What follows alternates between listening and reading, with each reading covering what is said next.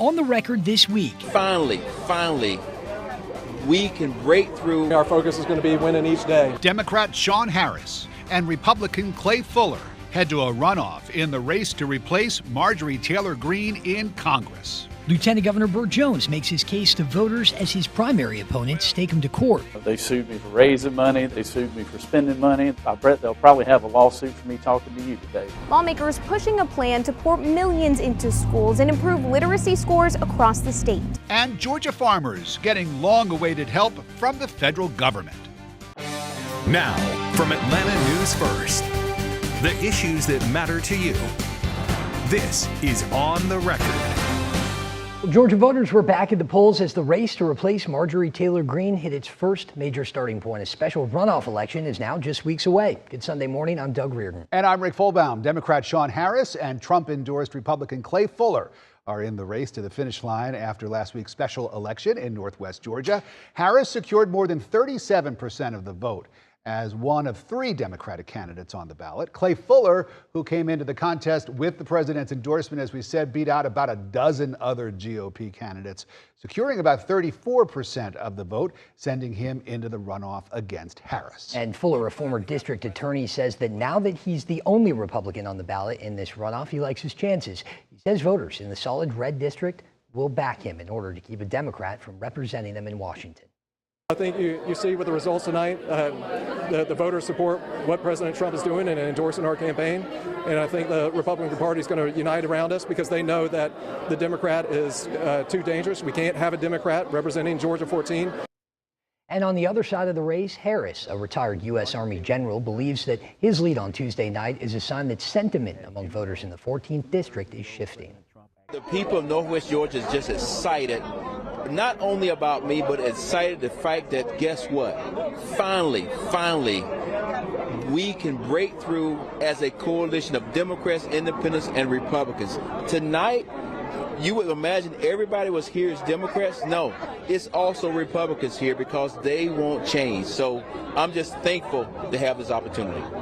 The special runoff election now just a couple of weeks away, but whoever wins that race will have to turn right back around and start campaigning for the May 19th primary election. The field of candidates in that race will be very familiar for voters in Georgia 14. 9 other Republicans who also ran in the special election have qualified for the primary ballot in May. Sean Harris is the only Democrat running in the primary.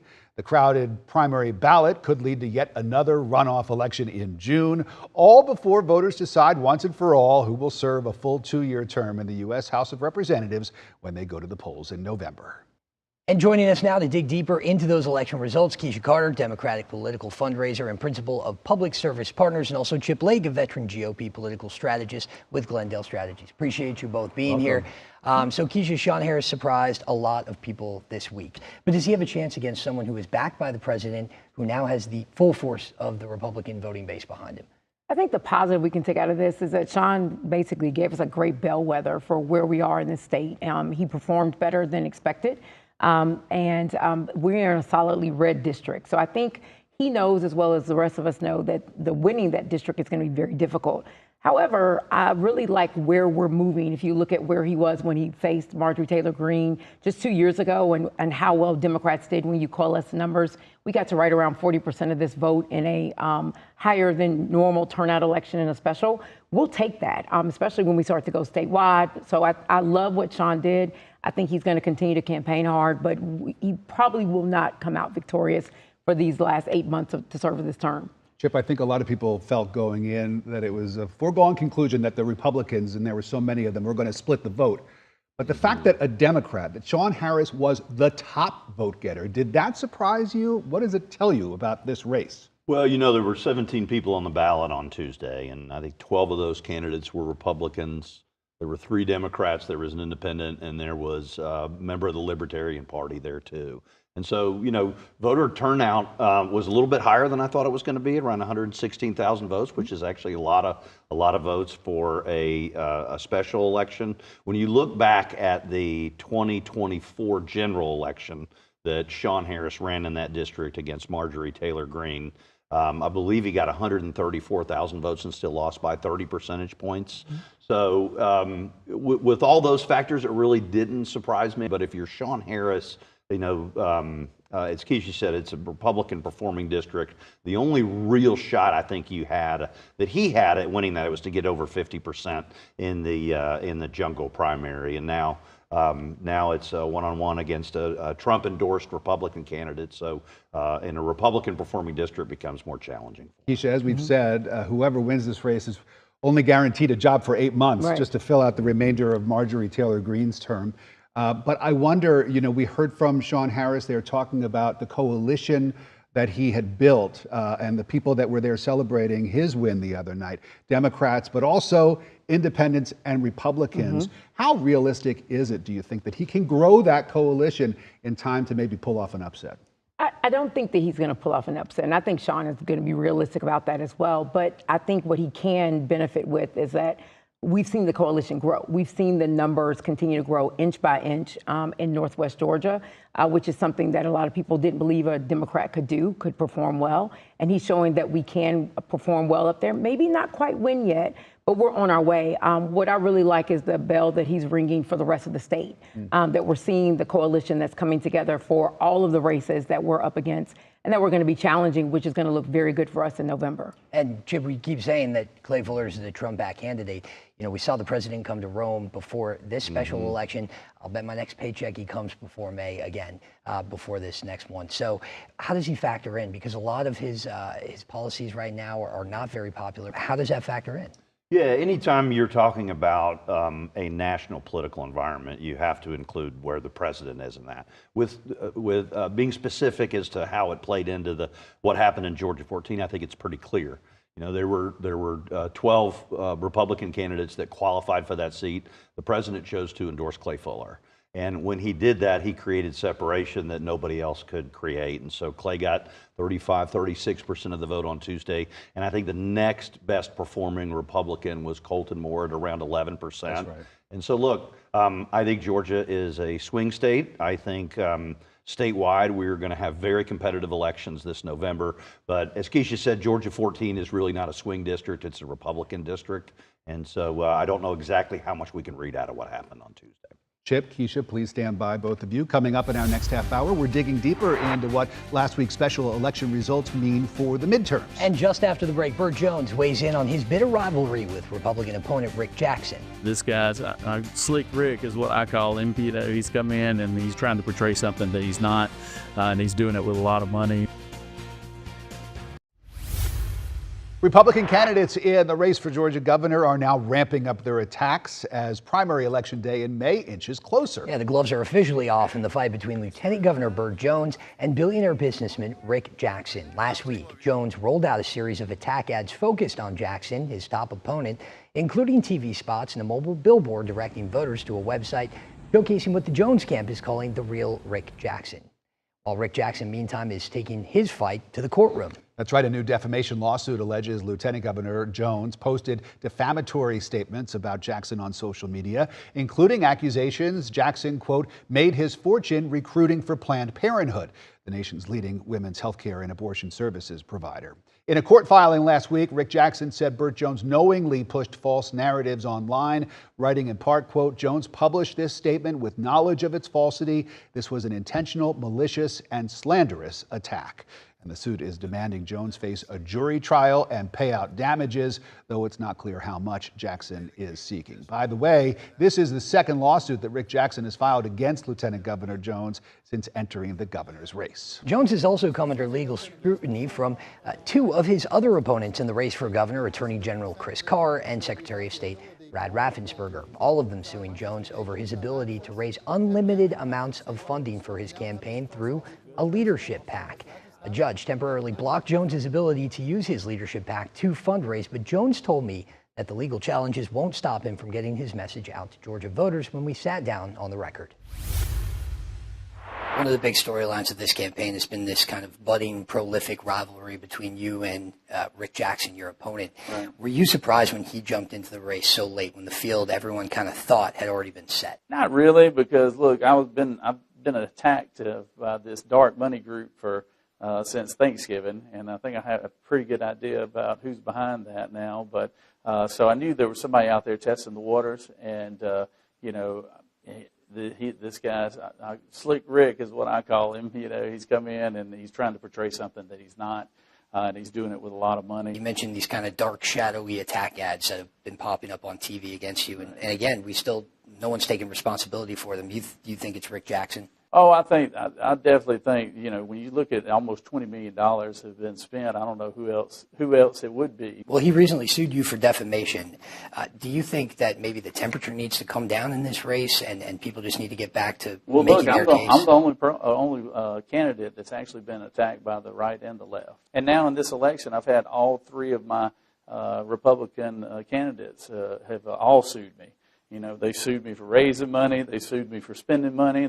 I bet they'll probably have a lawsuit for me talking to you today here, Doug. So, because it's been kind of ridiculous that they're trying to wage lawfare, and instead of just running a campaign where you go out and meet the people and tell them what you're going to do or what you plan on doing or what you've done. And you did mention that your other opponents have sued you as well for the leadership PAC that you're able to tap. Only a few state leaders are able to do that. Sure. Judge did put a temporary restraining order on your ability to unlimitedly fundraise.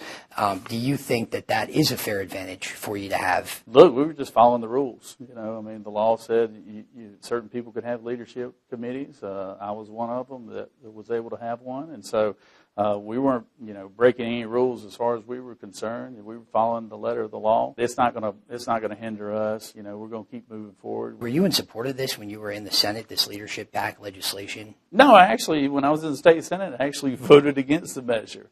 But it passed, and it's kind of like, I don't like paying taxes all the time, but you gotta go with whatever the letter of the law is. Tell me about the Trump endorsement. He got behind your campaign extremely early. Obviously, my opponents are all trying to run as the Trump guy, and they're not. They're all three never Trumpers, and they illustrated that in their actions in the past. I've always been a strong believer in America first. I've always been a strong believer in the president and what he's doing, and so therefore, he's a friend. He's not just a supporter of mine, but he's a friend. And I'm proud to have his endorsement. Even before the session started and lawmakers came back to the Capitol, you made a campaign promise to eliminate the state income tax. We get back into session, and there's this bill that eliminates the state income tax. It's now in the House, where a lot of legislators there we've talked to have concerns about how viable it is for passage. Our objective is to try to give everybody a 5% pay raise, all right? But we've always said we're not going to do it in 1 year. We're going to gradually do it, and I think moving it, going 4 years in a row now, leading the charge on lowering the state income tax is a big win, as well as what we're going to do with property taxes. They keep acting like we're having competing views in the House and the Senate. No, we want to lower the cost of living for everybody. I know you and the governor like to say that Georgia is the best place to do business. Certainly there's been a history of that, really good tax incentives for businesses to come here. One of the ways the Senate, and you want to offset the cost here, is to get rid of some of those breaks. Does eliminating these incentives to bring businesses here kind of go against that ethos of Georgia being the best place to do business? We've got about $30 billion worth of tax breaks and tax incentives that we've doled out over the last 20 years. Some of them have been beneficial and some have not. So we're going to start with the ones that don't make sense from a jobs growth standpoint, from an economic standpoint. Georgia, Florida, Tennessee, Texas, the Carolinas, all of them either have eliminated their state income tax or they're moving towards lowering it and eliminating it as well. So we're not reinventing the wheel here, but and we're looking out. Right now, we have the second highest state income tax in any other state in the Southeast. You also supported a bill that was really in the honor of Charlie Kirk. It was a Turning Point USA bill that the Senate passed already. Would allow kids to have more political speech on campus, free of repercussions, join clubs, start clubs, wear T-shirts with political messages on them. Charlie Kirk, who's already been hard to believe 6 months since he was assassinated, he started a movement. And he started a movement with young people, engaging young people, not just on college campuses, but in high schools and everything else. Unlike anything I've ever seen before. He was talking about being proud to be Americans and being proud of where you're from, because I think for too long we've had more bashing of the American way of life as opposed of us lifting it up and talking about that this is the greatest country to live in, and we should be proud of that. And we wanted to give kids a platform to have the courage to start those clubs at their own schools. And you can watch my full interview with Lieutenant Governor Burt Jones right now on Atlanta News First YouTube channel. We're back with our panel now. Chip, this rivalry really kicked off quite quickly. And, you know, when we see polling, it is close. It's a close race. Do you think the Jones campaign has reason to be worried about Rick Jackson's entrance into the race? Well, I'll say a couple things. In full disclosure, I'm supporting Burt Jones in that primary against Rick Jackson. But I will also say this. Rick Jackson got into this race on the 2nd of February. So he's been in roughly 40 days. In the 40 days that he's been in, he has spent more money in his primary campaign than any other candidate to ever run for this seat in any party in Georgia's history. And so absolutely, I think Burt Jones is taking it very, very seriously.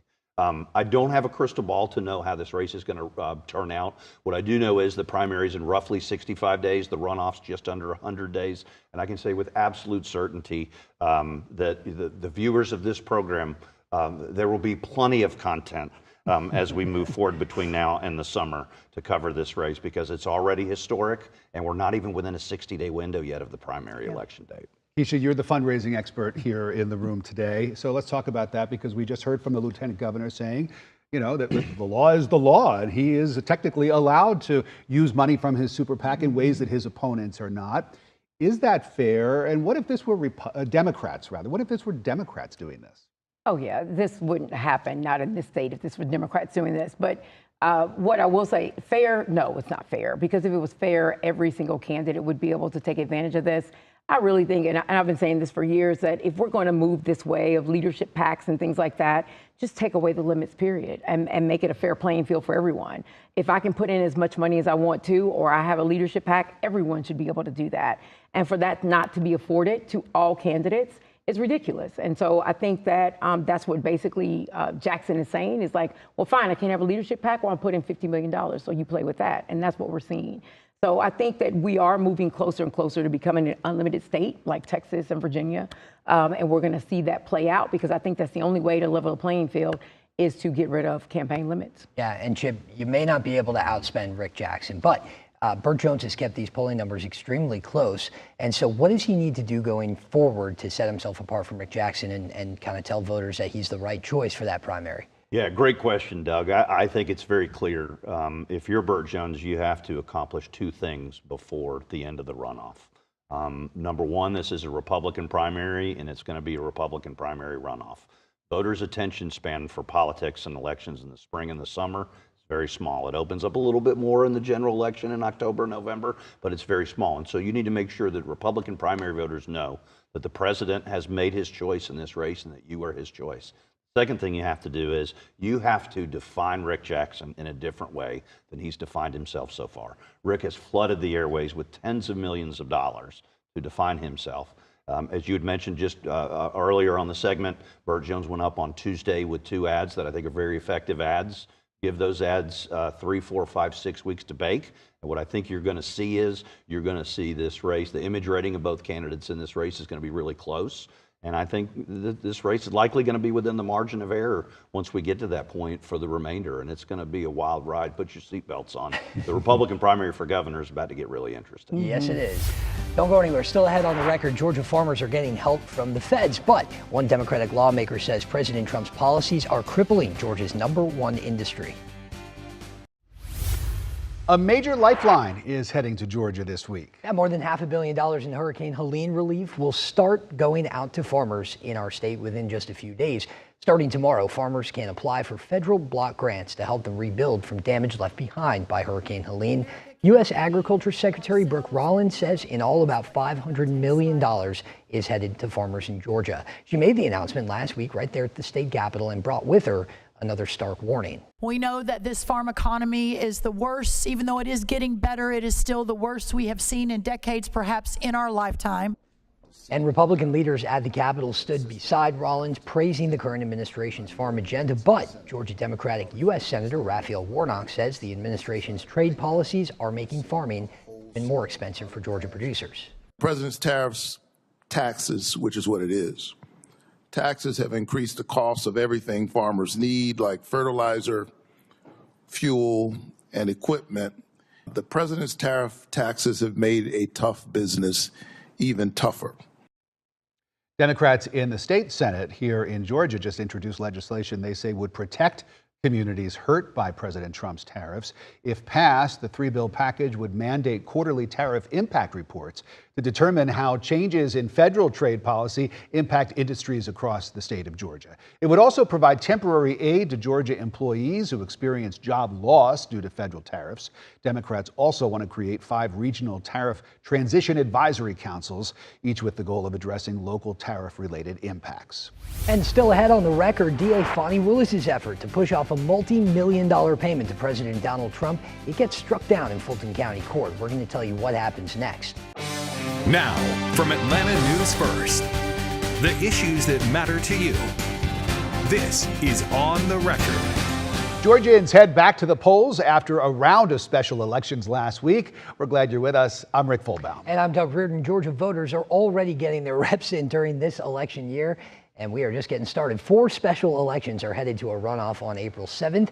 They'll take place in the Augusta area, Metro Atlanta, and Northwest Georgia. Republican Lainey Thomas and Democrat Jack Zibluck are on the ballot in State Senate District 53. The Northwest Georgia area includes Chattooga, Floyd, Walker, Catoosa, and Dade counties. And Democrat Sheila Clark Nelson and Republican Thomas McAdams will be in a runoff for the State House District 130 to represent parts of Richmond County in the Augusta area. Democrat Vanola Mason almost claimed victory in State House District 94 last week, which stretches across Gwinnett and DeKalb counties. Instead, she'll head to a runoff against Kelly Couts. Those state house elections fall just a few days after lawmakers in the Georgia General Assembly wrap up business at the state capitol for the year. Whoever wins those state seats will really largely serve symbolic roles in their districts before making their case to voters as the incumbent lawmakers on your primary ballot in May. The winner of a Northwest Georgia congressional runoff election will likely get straight to work in Washington next month. Former Georgia Congresswoman Marjorie Taylor Greene's office has sat empty since early January. Voters will choose who will serve the remainder of her term in the U.S. House on April 7th. Trump-endorsed Republican Clay Fuller will face off against Democrat Sean Harris next month to determine who will represent Northwest Georgia in Congress. Harris was the top overall vote getter during last week's special election in what's considered one of Georgia's most conservative districts. Political science professor and Atlanta News First political analyst Dr. Ben Taylor joining us now on the record. Good to see you as always. Thanks very much for coming in. So what did last week's election results in Georgia 14 tell us about, first of all, the voters in the district? And what does it tell us about the election that's coming up for the general election in November from Georgia 14? Right. Well, those are great questions. And I think the first thing to note is that turnout was very high for a special election jungle primary. Turnout in the special election was at 22%, which is relative to other kinds of elections of this type is astronomical. And so that shows you that voters are very engaged. And given that you now have a Republican and a Democrat facing off for the seat itself, you're going to see an incredible amount of attention on this race, and we may even see bigger turnout. So I think that sort of forebodes a very large sort of engagement by the voting public coming into the fall midterm elections. A lot of eyes are on Georgia 14, not just here in Georgia, but nationally. People paying attention to this seat, partly because it was Marjorie Taylor Greene's, but also because it's a midterm election season. So anytime we can get a sense, a temperature of where voters are, it's very important. What kind of shockwaves would go off if Sean Harris were somehow able to pull out an upset? It would be a shock. I mean, that is, to put it very mildly. The Cook Political Report rates congressional districts across the country. They rate the Georgia 14th district at a Republican plus 19, which effectively means that a Republican, all things being equal, is going to win that district by 19 percentage points. So I think in some sense, we will know sort of what the mood of the Georgia electorate is if Sean Harris can dent that margin. If he comes, within less than 20%, but somehow 15%, behind the Republican who will be the likely winner in that race, Clay Fuller, that will be a shock in and of itself, which is why I think you're going to see a lot of attention from national Republicans on this race. There's a couple things going on. One, as a harbinger for the fall, but also the very real fact of the matter is that Republicans need every seat they have in the House of Representatives at this moment. Dr. Ben Taylor, thank you very much, sir. Great to be here. All right, thank you both. On the record right now, another legal blow to Fulton County District Attorney Fani Willis. It is tied to her now defunct election meddling case against President Trump and many of his allies. A judge ruled last week that Willis will not be able to have her say in the former defendant's case to seek reimbursement for their legal fees. Together, they're requesting a total of over $16 million that would come out of Willis's budget. Last year, lawmakers passed a bill allowing people to seek reimbursement if the prosecutor on their case is disqualified. Judge Scott McAfee in Fulton County ruling that since Willis was dismissed from the case, she will not be able to participate in those negotiations. The ruling did not say whether Trump and other former defendants will in fact get repaid. That will be decided in court. Georgia is looking for new voting machines. That process began last week at the state capitol. Right now, our state uses Dominion voting, but lawmakers have had concerns about the accuracy of the current technology. The state will start a bidding process for vendors. Some of them were there at the Capitol doing demonstrations last week, and that included election systems and software. Sales reps for that company told us what sets them apart. Nobody is disenfranchised, that the results are the true intention of what the voter wanted in their voting event. So I guess I would say you've got American people that are solely focused on making sure that democracy is held true here. The official bidding process will start early next year, and our panel joins us once again. Let's reintroduce them. Keisha Carter is Democratic political fundraiser, principal of Public Service Partners, and Chip Lake, a veteran Republican political strategist with Glendale Strategies. Yeah, so we want to bring you guys in on this. Chip, you know, we know that the state has done a lot of things to the way that Georgians vote, whether it be the QR codes that we use, the touchscreens, trying to switch to hand-marked paper ballots. You know, we have had multiple investigations. Of course, this stems from 2020 into that election. And really nothing was found that a lot of people feel would warrant this type of reaction. And so is this in that line, or is this something completely different, the search for these new machines? Yeah, good question. I think what the courts looked into specific to the machines were allegations that the machines had been programmed to switch votes, and they found no evidence of that. And so I think this is a broader discussion about, well, let me just back up and say, too many Americans, I think, are losing confidence in how their elections are administered. I hear, you know, ad nauseum from Republicans that are concerned about voter rolls, concerned about how ballots are handled after people vote. I hear Democrats concerned about voter suppression, about ballot access. But at the end of the day, I think really what voters of both parties want is actually pretty similar. They want to know that the rules are clear, the process is transparent, and they want to know at the end of the day when the votes are counted that they can trust the results. Keisha, as Doug mentioned, there was an effort to go to all paper ballots. That did not make it through crossover day. Thank God. And we know that this is a real motivating issue for Republicans. What about Democrats, though? Do they have any concerns? And why wouldn't Democrats have concerns about our elections and election integrity? I think the elections integrity argument is manufactured for the most part for people who lose elections and then say there must be something wrong because how could I lose? Instead of saying, okay, these things have been investigated over and over and over again. We're just trying to, well, we aren't, but certain people are trying to sow seeds of doubt into elections. So when they lose, they can say, well, it must be because someone cheated. The honest truth is that no one is cheating. That people who go to the polls, we just heard the professor talk about 22%. There's more people not voting than there is people voting. And so what we really should be doing is increasing ballot access, making it easier for people to vote.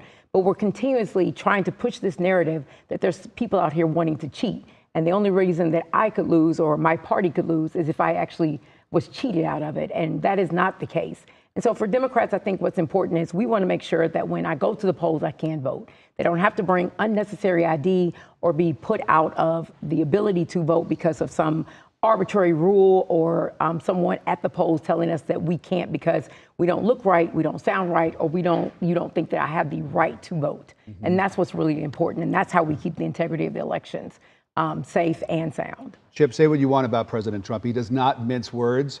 He came right out during his State of the Union address a couple of weeks ago, and he said the only way the Democrats win is by cheating. What do you think about that? What kind of accusation is that?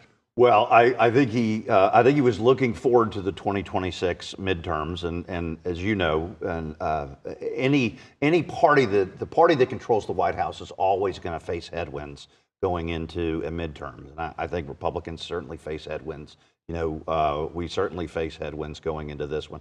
With specific regard to what he said during the State of the Union, I would just say as a Republican, and I've encouraged all my fellow Republicans, 2026 is going to be challenging enough for us.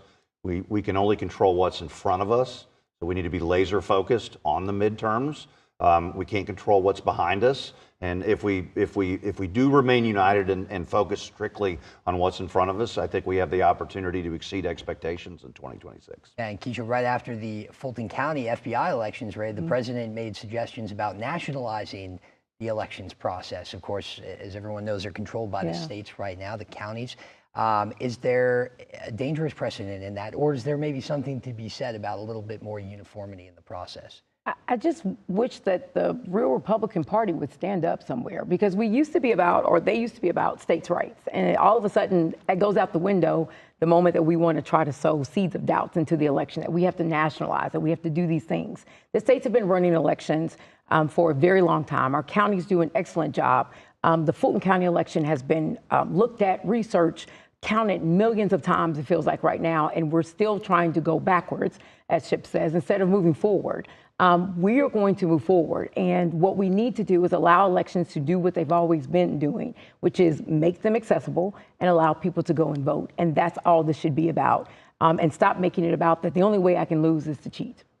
Keisha, Chip, thank you both. When On the Record comes right back, watch cable news or go on social media, you would think that every Republican hates every Democrat and vice versa. But is that reality? We will talk to leaders from both sides of the political aisle who are actually looking for ways to work together.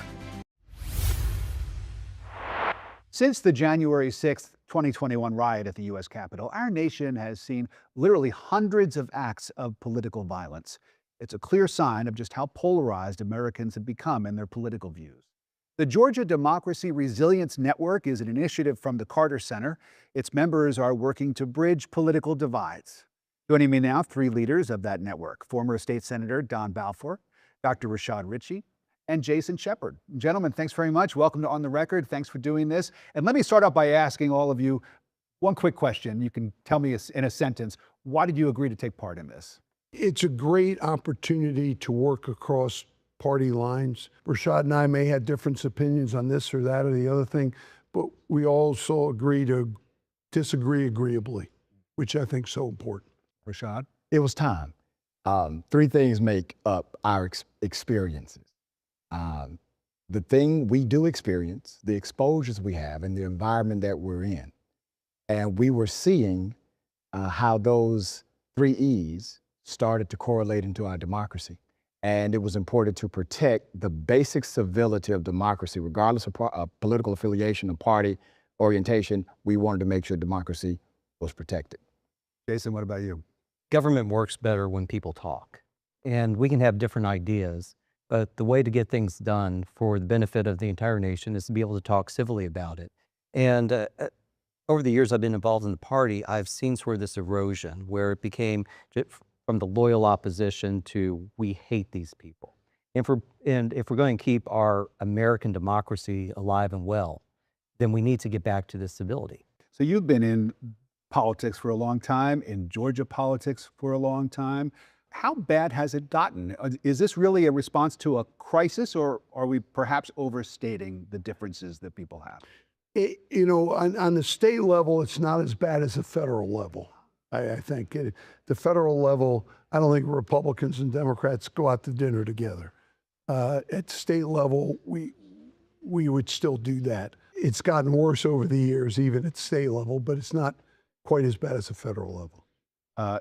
Rashad, you're a Democratic strategist. I wonder what your Democratic friends say when you tell them that you're involved in a project like this. Any pushback? What's the response? It depends on how Democratic they are. Okay, so some progressives obviously don't see the benefit of talking to individuals who are hell-bent on not listening. But there are individuals on the right who feel the same about individuals on the left. And that's the entire reason why the conversation is required.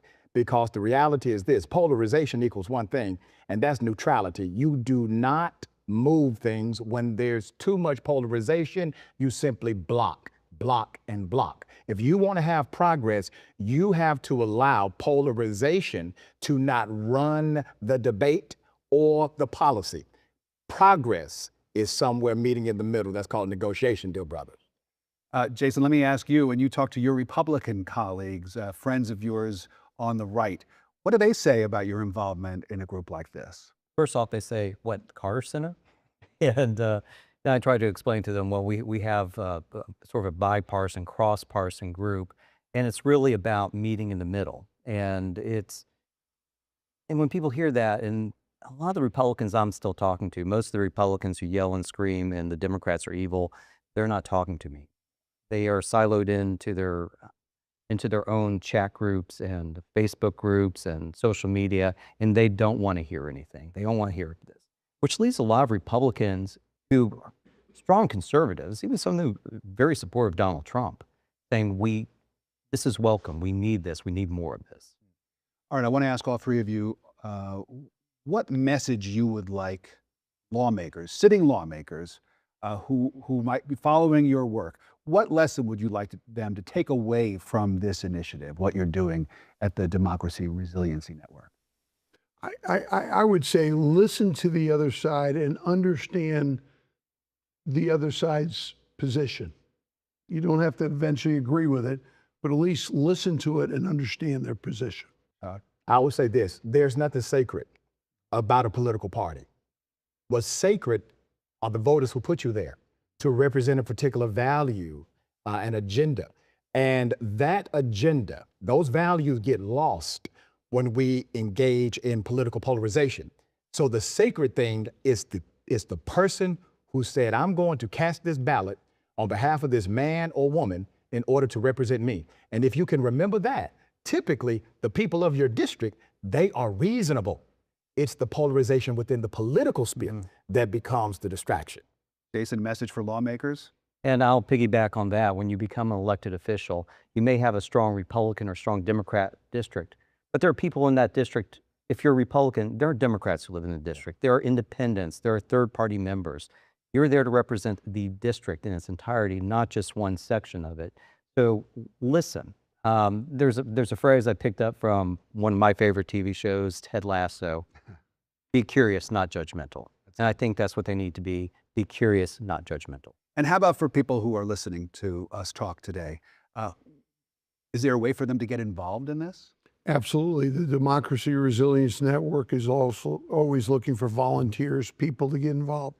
You can sign up through Facebook or other ways and start getting information about what we're doing. Well, it's a really important thing that you're doing, I think, and I'm so glad. I think that a lot of people who pay attention to politics, maybe on cable news, think that, it's all fighting all the time, but here is an example of some leaders who are working maybe from different political viewpoints, but looking for ways to work together. Gentlemen, thank you all very much. Thank you. Next on the record, more money and resources for Georgia's schools. Lawmakers at the state capitol approve a multi-million-dollar investment into your child's education. Right now, Georgia lawmakers want to spend more than $60 million to help your kids read on grade level. And so they are working to send literacy coaches into every elementary school across the state. Students at Hollis Innovation Academy in Atlanta already have literacy coaches there, and it has made a world of difference. Atlanta News First reporter Abby Kassours visited the school to see how it all works for them. Inside Michael R. Hollis Innovation Academy, you see something new in many classrooms. 2 adults, a teacher and a literacy coach. The coach works alongside the teacher, pulling students aside for extra help. I like that. Hollis is one of about 60 lower performing elementary schools in Georgia that received a full-time literacy coach in a pilot program.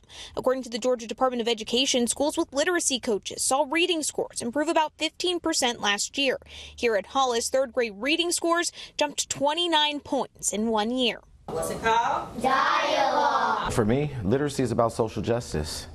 We live in a society, you have to be able to read so that you can have access and opportunity. And so, we have to make sure that we afford our students with the opportunity so that they can be successful in life. Across the state, scores are improving, but recovery from pandemic learning loss is still fragile. According to state testing, 1 in 3 Georgia third graders can't read proficiently. And that's concerning because research from the Annie E. Casey Foundation found reading on grade level by third grade strongly predicts if a child will graduate high school. First reading the bills and resolutions. At the Capitol, lawmakers want to expand the pilot program statewide. The House budget sets aside more than $60 million for literacy coaches in every elementary school, including $15,000 one-time grants for vision and hearing screening equipment, tools leaders say can catch problems holding students back. Our number one priority in the House this session has been literacy. House Speaker John Burns calls the funding a major investment in the state's future. You drill down into it, it uplifts every community and every citizen all across our state, no matter where you're from. The proposal passed the House almost unanimously, but educators say the real question is whether the state keeps funding the effort long enough to close the gap. COVID was hard. And we still see opportunities for our students where some of our students still have some of those learning gaps, and our teachers work incredibly hard. So I would say Georgia is on the rise. Budget negotiations are still underway at the state capitol, but if the budget passes with this funding as is, schools could start to receive that funding as well as that equipment at the start of next school year. In Atlanta, I'm Abby Casores. And that's our show for this week. Thanks to our guests again, Keisha Carter and Chip Lake and Dr. Ben Taylor. And thank you as always for watching. We'll see you back here next Sunday.